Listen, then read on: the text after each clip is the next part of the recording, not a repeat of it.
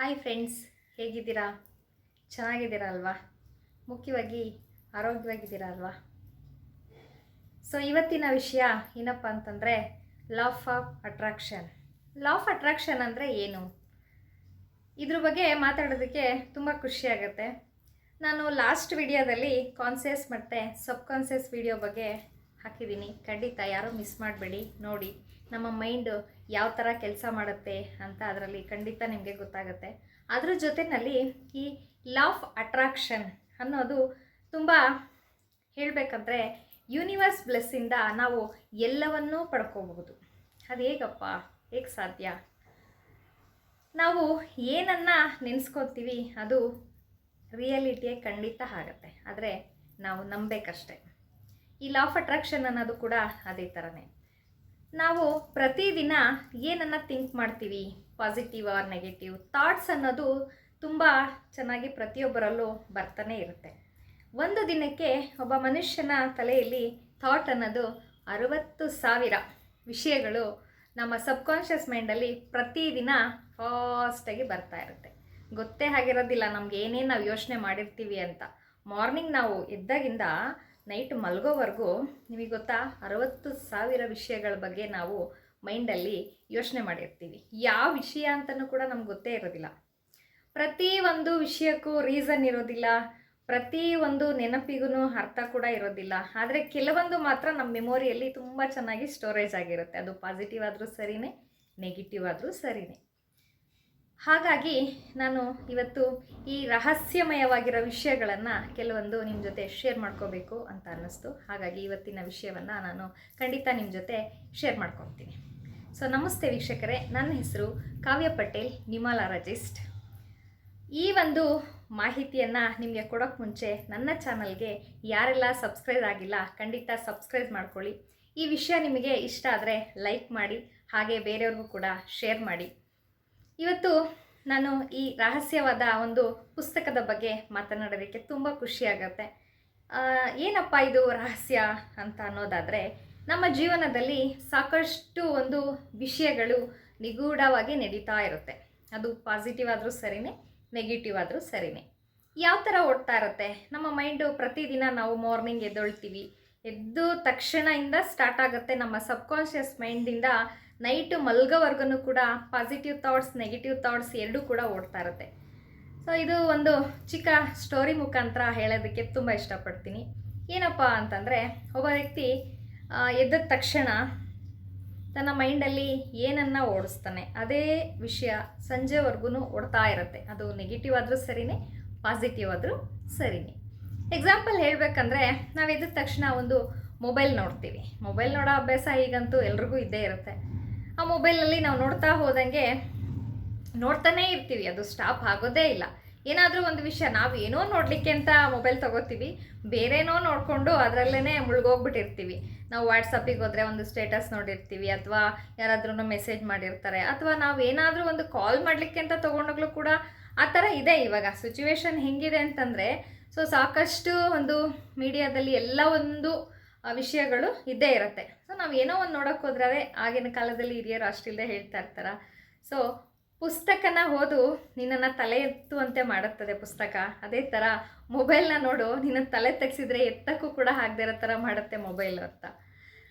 ಈ ಸ್ಟೋರಿಯಿಂದ ನಾವೇನು ತಿಳ್ಕೊಬೋದಪ್ಪ ಅಂದರೆ, ನಮ್ಮನ್ನು ನಾವು ಖಂಡಿತ ಬದಲಾವಣೆ ಜಗದ ನಿಯಮ ಮಾಡ್ಕೋಬೇಕು. ಮಾಡಿಕೊಂಡ್ರೆ ಖಂಡಿತ ನಾವೆಲ್ಲರೂ ಕೂಡ ಗುರಿಯನ್ನು ಮುಟ್ತೀವಿ. ನಮ್ಮ ಜೀವನದಲ್ಲಿ ಸಾಕಷ್ಟು ಗುರಿಗಳನ್ನು ನಾವು ಮಾಡ್ಕೊಂಡಿರ್ತೀವಿ, ಆದರೆ ಆ ಗುರಿನ ತಲುಪೋದಕ್ಕೆ ತುಂಬ ಕಷ್ಟಪಡ್ತಾ ಇರ್ತೀವಿ, ಸ್ಟ್ರಗಲಿಂಗ್ ಮಾಡ್ತಾ ಇರ್ತೀವಿ.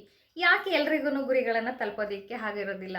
ಸಾಕಷ್ಟು ಸಾಧಕರು, ತುಂಬ ಹೆಸರು ಮಾಡಿರ್ತಕ್ಕಂಥ ಎಷ್ಟೋ ಜನ ಇರ್ತಾರೆ, ಅವ್ರು ಮಾತ್ರ ಯಾಕೆ ಸಕ್ಸಸ್ ಆಗಿದ್ದಾರೆ, ನಾವು ಯಾಕೆ ಸಕ್ಸಸ್ ಆಗಿಲ್ಲ ಅಂತ ಕ್ವಶನ್ ಮಾರ್ಕು ಕೂಡ ತುಂಬ ಜನಕ್ಕೆ ಬರ್ತಾ ಇರುತ್ತೆ.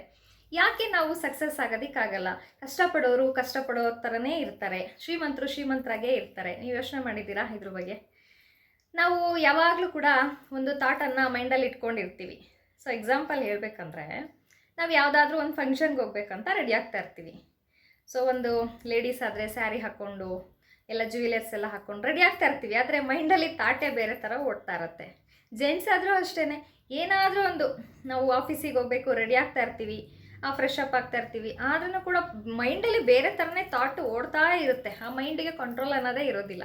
ಅದನ್ನು ನಾವು ಚೇಂಜ್ ಮಾಡ್ಕೋಬೇಕು, ಬದಲಾವಣೆನ ಮಾಡ್ಕೋಬೇಕು. ಪ್ರತಿದಿನ ನಾವು ಯಾವ ಥರ ದಿನನ ಶುರು ಮಾಡ್ತೀವಿ ಅದೇ ಥರ ಸಂಜೆವರೆಗೂ ಅದು ಓಡ್ತಾ ಇರುತ್ತೆ.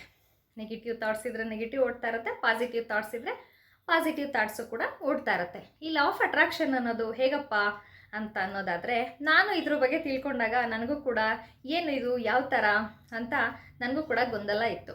ನಾನು ಕೂಡ ಒಂದು ಹೇಳಬೇಕಂದ್ರೆ ಒಂದು 15 ವರ್ಷದ ಹಿಂದೆ ತುಂಬ ಟಿ ವಿ ಸೀರಿಯಲ್ ತುಂಬ ಅಡಿಕ್ಷನ್ ಆಗಿಬಿಟ್ಟಿದೆ. ಹೇಗೆ ಅಂದರೆ ಅದು ನಾನು ವರ್ಕ್ ಮುಗಿಸ್ಕೊಂಡು ಮನೆಗೆ ಬಂದಾಗ ಸ್ವಲ್ಪ ಹೊತ್ತು ಟಿ ವಿ ನೋಡಲಿಲ್ಲ ಅಂದರೆ ಸಮಾಧಾನನೇ ಆಗ್ತಾ ಇರಲಿಲ್ಲ.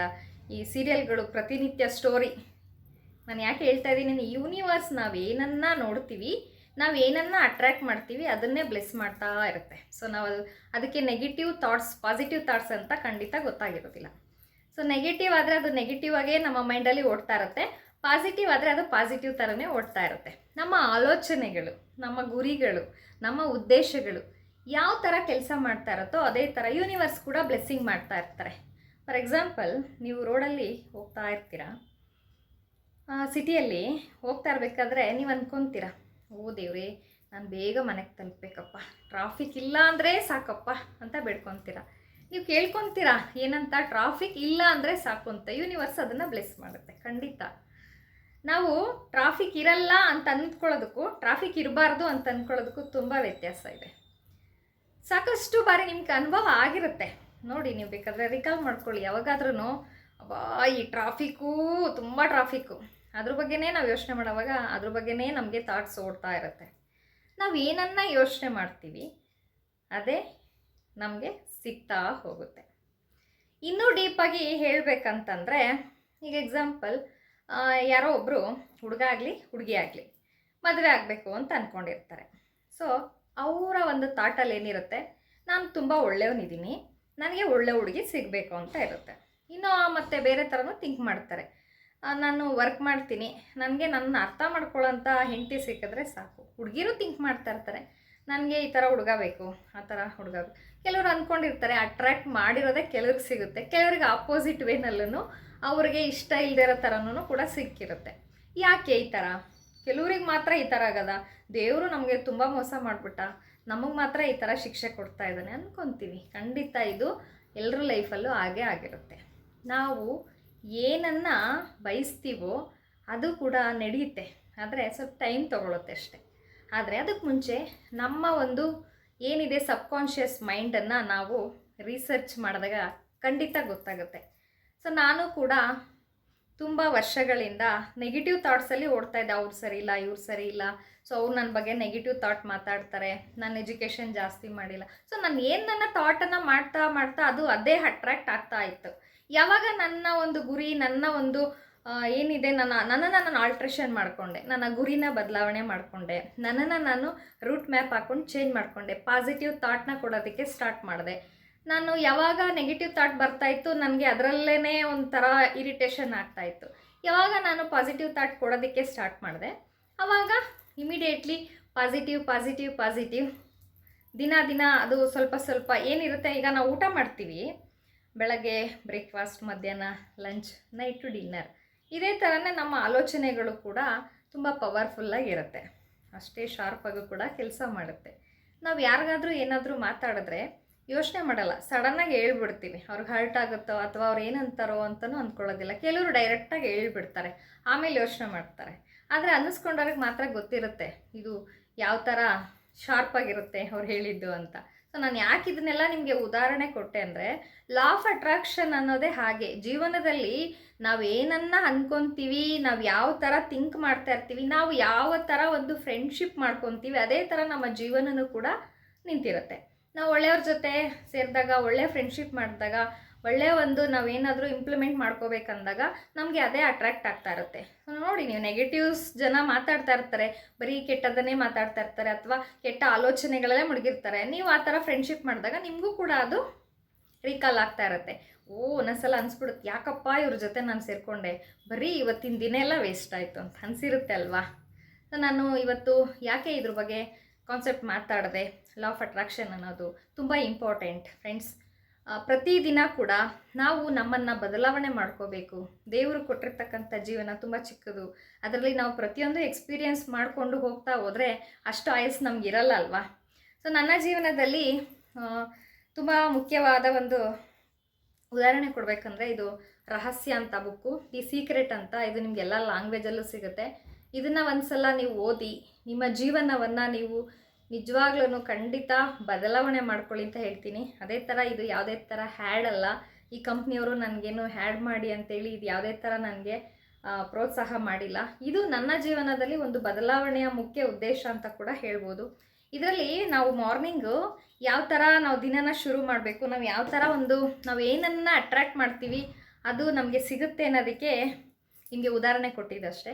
ಸೊ ತುಂಬ ಚೆನ್ನಾಗಿದೆ ದಿ ಸೀಕ್ರೆಟ್ ಬುಕ್, ಓದಿ ಖಂಡಿತ. ಕನ್ನಡದಲ್ಲೂ ಇದೆ, ನಾನು ಕನ್ನಡ ಬುಕ್ಕೇ ಓದಿರೋದು, ರಹಸ್ಯ ಅಂತ. ತುಂಬ ಚೆನ್ನಾಗಿದೆ. ನಾವು ಪ್ರತಿದಿನ ಯಾವ ಥರ ಸ್ಟಾರ್ಟ್ ಮಾಡ್ತೀವಿ. ಆಮೇಲೆ ತುಂಬ ಜನ ಕಷ್ಟಪಡ್ತಿರ್ತಾರೆ. ನಮಗೆ ದುಡ್ಡು ಬೇಕು ನಿಜ, ಕಾರ್ ಬೇಕು ನಿಜ, ಮನೆ ಬೇಕು ನಿಜ, ಆದರೆ ಎಲ್ಲವನ್ನೂ ಕಷ್ಟಪಟ್ಟೇ ಮಾಡಬೇಕು ಅಂತ ಏನಿಲ್ಲ. ಆದರೆ ಈ ಬುಕ್ಕಲ್ಲಿ ನಂಗೆ ತುಂಬ ಚೆನ್ನಾಗಿ ಇಷ್ಟ ಆಗಿದ್ದಂದರೆ ನಾವು ಏನು ನೆನೆಸ್ಕೊತೀವೋ ಅದು ಸಿಗತ್ತೆ ಖಂಡಿತ. ಆದರೆ ನಾವು ಕೂಡ ಚೇಂಜ್ ಆಗಬೇಕು. ಯಾವ ಥರ ಪಾಸಿಟಿವ್ ಥಾಟ್ಸಿಂದ ಚೇಂಜ್ ಆದರೆ ಖಂಡಿತ. ತುಂಬ ಜನ ನೆಗೆಟಿವ್ ಥಾಟ್ಸ್ ಇಟ್ಕೊಂಡಿರ್ತೀರಾ, ಅದನ್ನು ಚೇಂಜ್ ಮಾಡ್ಕೊಳ್ಳಿ. ಲಾ ಆಫ್ ಅಟ್ರಾಕ್ಷನ್ ಬಗ್ಗೆ ಹೇಳಬೇಕು ಅಂತ ಅನ್ನೋದಾದರೆ ನಾವು ನಮ್ಮ ಜೀವನದಲ್ಲಿ ನಮ್ಮ ಗುರಿ ಉದ್ದೇಶಗಳನ್ನು ಚೇಂಜ್ ಮಾಡಿಕೊಂಡಾಗ, ಪಾಸಿಟಿವ್ ಥಾಟ್ಸನ್ನು ಮಾಡಿದಾಗ, ಪಾಸಿಟಿವ್ ಜನಗಳ ಜೊತೆ, ಪಾಸಿಟಿವ್ ಫ್ರೆಂಡ್ಸ್ ಜೊತೆ ನಾವಿದ್ದಾಗ, ನಮ್ಮ ಯೋಚನೆಯನ್ನು ಪಾಸಿಟಿವ್ ಥರನೇ ನಾವು ಆಲೋಚನೆ ಮಾಡಿದಾಗ ಖಂಡಿತ ನಮ್ಮ ಜೀವನ ಚೇಂಜ್ ಆಗುತ್ತೆ. ಸೊ ಇನ್ನೂ ಉದಾಹರಣೆ ಕೊಡಬೇಕಂದ್ರೆ ಕೆಲವೊಂದು ನಾವು ಏನನ್ನ ನೆನೆಸ್ಕೊತೀವಿ ಅದು ಖಂಡಿತ ಆಗ್ತಾ ಇರುತ್ತೆ. ನೀವು ಅಂದ್ಕೊತೀರಲ್ವ, ತುಂಬ ಕೆಲವ್ರಿಗೆ ಸಿಕ್ಸ್ ಸೆನ್ಸ್ ಇರುತ್ತೆ, ಅವ್ರು ಏನು ಹೇಳಿದ್ರೂ ಹಾಗೆ ಆಗ್ತಾ ಇರುತ್ತಲ್ಲ. ಆಮೇಲೆ ನಾನು ಈಗ ಅಂದ್ಕೊಂಡೆ ಅದು ಹಾಗೆ ನಡೀತು, ಯಾಕೆ ನಿಮಗೆ ಮಾತ್ರ ಯಾಕೆ ಆ ಥರ ಅನಿಸುತ್ತೆ, ಬೇರೆಯವ್ರಿಗೂ ಅನ್ನಿಸ್ಬೇಕಲ್ವ. ಕೆಲವರು ಸಾಧಕರ ಪಟ್ಟಿಯನ್ನು ನೋಡಿದಾಗ ಸಾಧನೆ ಹೇಗೆ ಮಾಡ್ತಾರೆ, ಅವರು ಯಾವ ಥರ ಮಾಡಿದ್ರು, ಸೊ ಅವರು ನಮ್ಮ ಥರನೇ ಟೈಮ್ ವೇಸ್ಟ್ ಮಾಡ್ತಾರಾ ಅಥವಾ ಅವರು ಬೇರೆ ಏನಾದರೂ ಟಿಪ್ಸ್ ಯೂಸ್ ಮಾಡ್ತಾರಾ? ಖಂಡಿತ ಮಾಡ್ತಾರೆ. ಕೆಲವೊಂದು ಪಾಸಿಟಿವ್ ಬುಕ್ಸನ್ನು ಓದ್ತಾರೆ. ಅದೇ ಥರ ಜೀವನದಲ್ಲಿ ನನಗೆ ಯೂನಿವರ್ಸ್ ಕೊಟ್ಟಂಥ ಬ್ಲೆಸ್ಸಿಂಗು ತುಂಬ ಚೆನ್ನಾಗಿ ನನಗೆ ಜೀವನದಲ್ಲಿ ಅರ್ಥ ಮಾಡ್ಕೊಂಡಂಥ ಕಾನ್ಸೆಪ್ಟ್ ಏನಿದೆ ಅದು ನನ್ನ ಮೈಂಡಲ್ಲಿ ತುಂಬ ಜನದ್ದು ನೆಗೆಟಿವ್ ಥಾಟ್ಸನ್ನು ಇಟ್ಕೊಂಡು ನನ್ನ ಜೀವನದಲ್ಲಿ ಏನನ್ನೂ ಮಾಡೋಕ್ಕಾಗ್ತಾ ಇರಲಿಲ್ಲ. ನೋಡಿ, ಈಗಲೇ ಹೇಳಬೇಕಂದ್ರೆ ನನಗೆ ಅಷ್ಟೊಂದು ಎಜುಕೇಷನ್ನು ಏನಿಲ್ಲ ಹೇಳಬೇಕಂದ್ರೆ. ಸೊ ಆದರೆ ಈ ನಾವು ಏನನ್ನ ಮಾಡ್ತೀವಿ ಅದಕ್ಕೆ ವಯಸ್ಸು ಬೇಕಾಗಿಲ್ಲ, ಎಜುಕೇಷನ್ ಬೇಕಾಗಿಲ್ಲ, ಕಲಿಯೋದಕ್ಕೆ ವಯಸ್ಸಂತೂ ಖಂಡಿತ ಬೇಡ. ಯಾರು ಬೇಕಾದರೂ ಇದನ್ನು ನಾವು ಅಟ್ರಾಕ್ಷನ್ ಮಾಡ್ಬೋದು. ಯೂನಿವರ್ಸ್ ಪ್ರತಿಯೊಂದಕ್ಕೂ ಬ್ಲೆಸ್ ಮಾಡ್ತಾ ಇರುತ್ತೆ. ಎಲ್ಲದಕ್ಕೂ ಅದರದ್ದೇ ಆದಂಥ ವೇ ಇರುತ್ತೆ. ನಮ್ಮ ಗುರಿ, ನಮ್ಮ ದಿಕ್ಕು, ನಮ್ಮ ಆಲೋಚನೆಗಳನ್ನು ಬದಲಾವಣೆ ಮಾಡಿಕೊಂಡಾಗ, ನಾವು ಸರಿದಾರಿಯಲ್ಲಿ ನಡೆದಾಗ ಖಂಡಿತ ನಾವು ಏನು ಅಂದ್ಕೊತೀವಿ ಅದು 100% ಆಗುತ್ತೆ. ಸೊ ಇವತ್ತಿನ ವಿಷಯ ನಿಮಗೆ ಇಷ್ಟ ಆಯಿತು ಅಂತ ಅಂದ್ಕೊತೀನಿ ಸ್ನೇಹಿತರೆ.